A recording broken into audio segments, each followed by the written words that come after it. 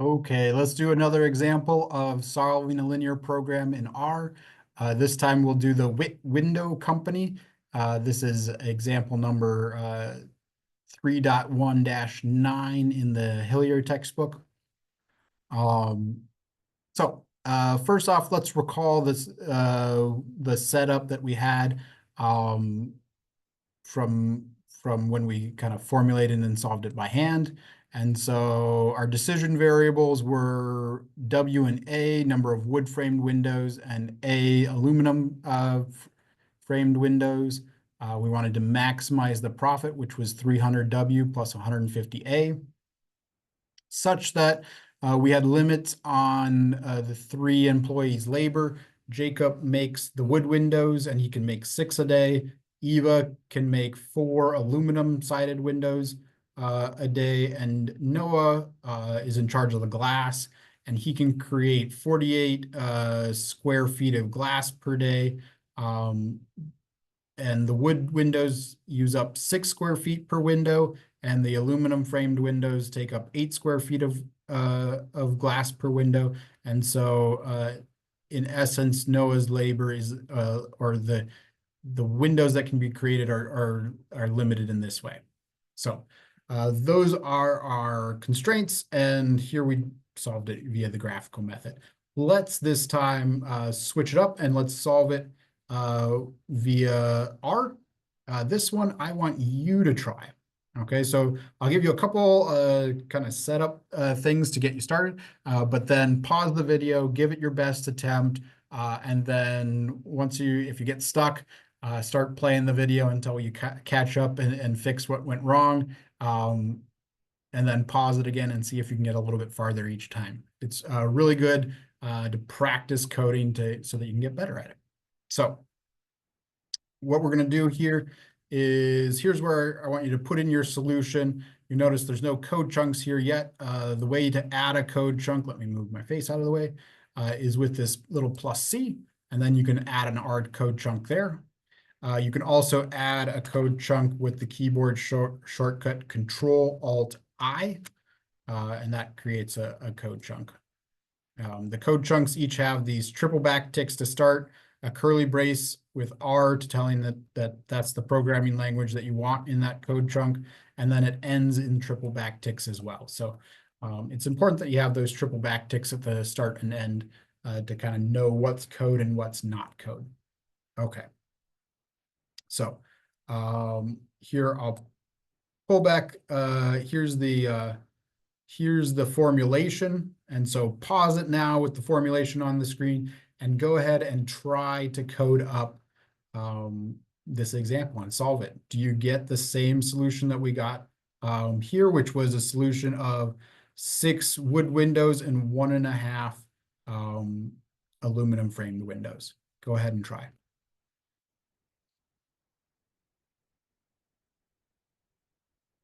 Okay, I hope you've given it a good try. Here I'll now kind of talk you through the steps. If something wasn't working in one of those steps, kind of follow along. Okay, code with me. Feel free to pause as you go. So let's start off, and we'll call this the window model. Perfectly fine if you named it something different. And I'm going to assign it starting with an empty MIP model. And then I'm going to take that MIP model and pipe out of it from the empty model. And the first thing I do is add variables. So 3 steps: add variables, add objective, add constraints. So R is pretty good at code completion. And so I tend to start typing things and then hit tab to complete it. You'll notice that as I tab complete it, it gives you a little preview of what should be going on in that add variable command. So the model got passed in, and now essentially we give it a variable name, and then we give it a type, and then a lower bound, and if we need an upper bound as well. None of our problems so far have had an upper bound, though I realize that our Pinocchio problem could have used a 40 for the upper bound on one of the variables instead of having a separate constraint for it. But it works either way. So let's call our first variable wood. And let's see, we're going to use type equals continuous. Spelling matters in R and most programming language. And so, yeah, when you're typing out continuous, be careful that you type it correctly. If you type it wrong, it'll probably give you an error. So generally my steps are, as soon as I add a line of code, I test that line of code by running the chunk, what did I call it? Window model. And then I can look at the output of the window model, and it's got one continuous variable. Still no constraints or objective function. Now I'm ready to add my second variable. And this one I'll call alum, short for aluminum. Type equals continuous as well. Whoops. And then lower bound equals 0.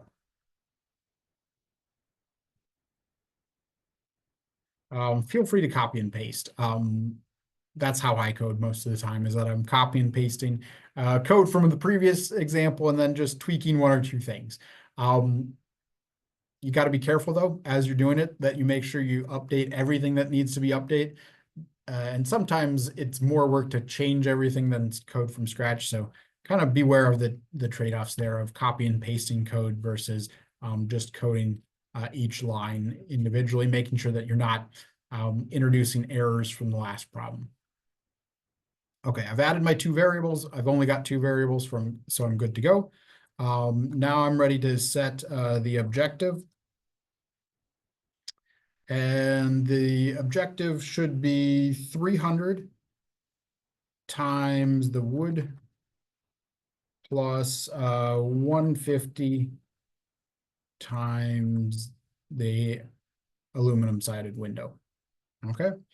Let's see. And then I need to add a cents here equals, and we want, again, our objective is profit. And so we want to maximize that profit. So we've got our two variables, our objectives. Now it's time to add our constraints. I suppose we could have added both these first two constraints as upper bounds. Let's try that. So when we add variables, we add lower bounds. We can also add upper bounds.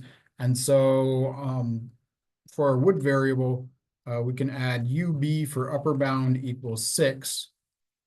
And for aluminum, the upper bound is 4.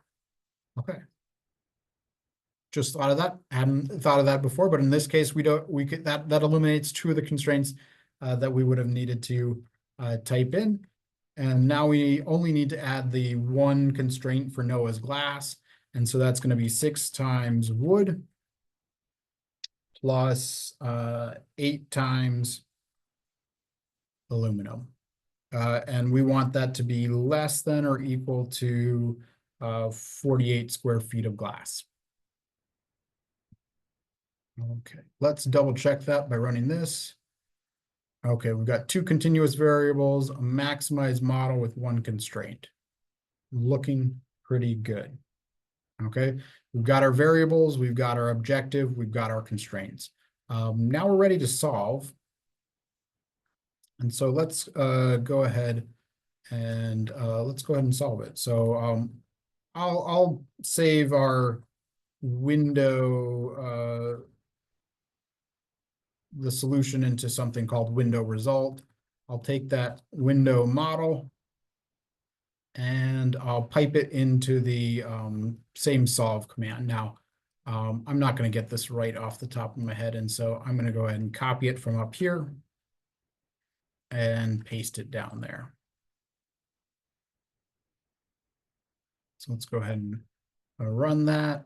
If I move my face, I should check that, yes, I'm getting something called window result up here in my environment, which looks pretty good.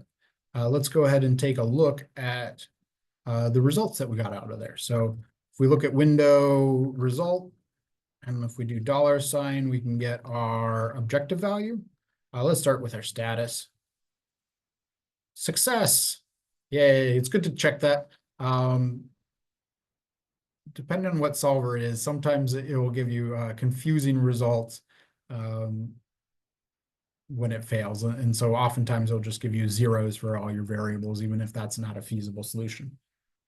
Okay, so success, let's see, let's look at the solution. So it says 6 wood windows and 1.5 aluminum windows per day. And then let's look at window result, $ objective value.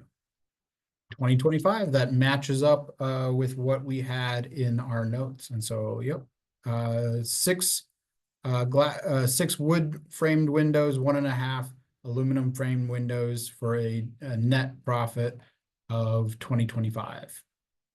So we got the same solution that we got by using the graphical method. Now let's go ahead and do actually these two variations and see what they would do. Actually, before those two variations, just want to show you, it's pretty easy for us to change the type of variables.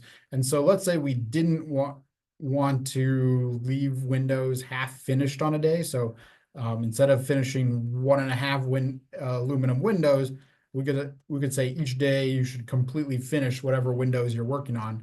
And in that case, we could switch the variable type from continuous to integer.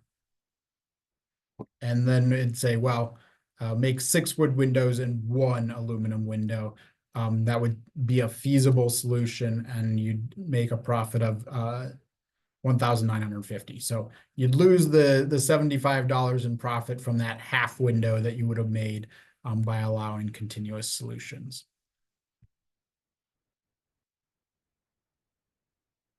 Okay, let me put these ones back in. Okay, we got back to our previous solution. Now let's investigate what happens as we change the profit that we'd get from a wood frame window. So we can change that by changing the number multiplying wood. And so if we change it to 200 and run the whole chunk again, we're now still making the same solution. It's still a feasible solution. We're getting less profit from it because we're getting less profit per wood window. But it's still going to be the optimal solution of 6 wood windows and 1.5 aluminum windows. By the time we drop it down to 100 for the net profit for a wood window, now we're no longer at the same optimal solution. We've shifted our optimal solution to one of the other corner points. And now we're making 8/3 of a wood window and 4 aluminum windows. So interesting. Yeah, we're again making partial windows where we'll make 8 wood windows every 3 days or something like that. Okay, so let's see. Let's reset this back to 300. And now let's see what happens if Jacob decreases his work from 6 windows a day to only 5 windows a day. That would be changing the upper bound for the wood. Also, yeah, we could have done this via constraint or as an upper bound. But if we reduce that to 5, the new optimal solution is 5 wood windows. We now have a little bit more glass to make aluminum windows. And so we make 2 1/4 aluminum windows. And we get a net profit of 1837.5. By reducing his hours, he reduced our total profit, that objective value there, from 2025 down to 1837.5. And that's because our feasible region shrunk. Anytime your feasible region gets smaller than what it was before, your objective value has to go down because you've cut off some potential solutions. Or it could stay the same. It could stay the same or go down, but it's never going to get better if you shrink your feasible region. So there's that. example. I hope it made sense. Hope you were able to follow along and code it yourself as well. If you're running into errors, don't hesitate, send me an email. I'm happy to help, happy to jump on Zoom and walk you through it.